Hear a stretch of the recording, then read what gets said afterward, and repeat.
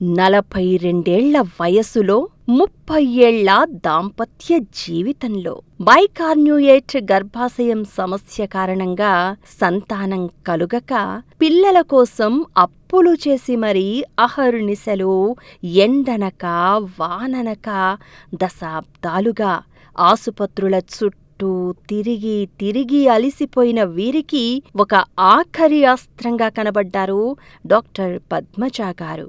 పెళ్ళై 30 సంవత్సరాలు. 30 సంవత్సరాలు, 42 వయసు. నీ వయసు 42 అంటే 13 ఏళ్ళకే పెళ్లి చేశారా మీకు? ఎక్కడ తిరిగినా కాలేదు మేడం. హైదరాబాద్ పోయా ఇచ్చిన 2 సంవత్సరాలు నడిచినాం మేడం. మేడాన్ని ఒకసారి కలిసేద్దాం, చాలా మంది పోతారు అన్నట్టుగా వెళ్ళినాం మేడం. బయలుదేరి ఇప్పుడు వచ్చిందా గర్భసంచులు ఎన్ని? 2. ఇదొక డిఫరెంట్ కేసు చూడండి. 2 గర్భసంచులు ఉన్నాయి. పెళ్ళై ఎన్నేళ్ళు? 30 ఏళ్ళు. 30 ఏళ్ళు పెళ్ళయి 42 years.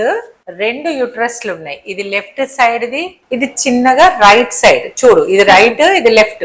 So uterus left side horn పెద్దగా ఉంది అండ్ రైట్ సైడ్ ది కొద్దిగా స్మాల్ ఉంది. సో ఏదైతే బిగ్ సైజ్ ఉందో లెఫ్ట్ హార్న్ లో ఎంబ్రియో ట్రాన్స్ఫర్ చేసాము, వచ్చింది, ప్రెగ్నెన్సీ వచ్చింది, ఇప్పుడు హార్ట్ బీట్ కూడా ఉంది.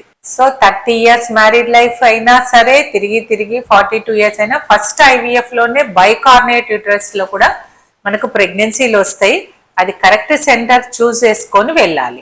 బాగా కష్టపడ్డాం మేడం, బాగా తిరిగాం మేడం. ఎక్కడ ఇట్లాంటి మేడాలు నాకు పుత్తరిక బాగా ఏడ్చుకుంటూ వచ్చినాం. పైసలు ఖర్చు అప్పుల పాలైన మేడం.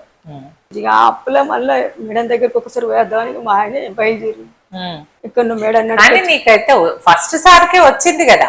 2 సంవత్సరాలు నడిచాం మేడం. ఎర్రటెండల ఆకలికి ధూపకు సూగులేసురు రక్తపతి. మరి ఇక్కడ అన్ని సార్లు వచ్చినావా? రాలేదు మరి, రాలే. ఎన్నిసార్లు? 3 సార్లు వస్తే అయిపోలే? ఒక్కటేసారి వచ్చినా. 3 సార్లు ఒకసారి మీరు కలిసి 2 సార్లు నేను వచ్చిన. ఒక్కసారి నేను కలిసినా, 2 సార్లు కలవలే అంతే.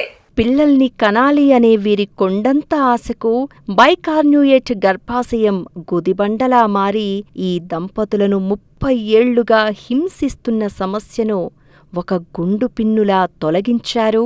సంతానం కావాలి అనే వీరి చిరకాల స్వప్నాన్ని కళ్ల ముందు ఉంచారు డాక్టర్ పద్మజ గారు.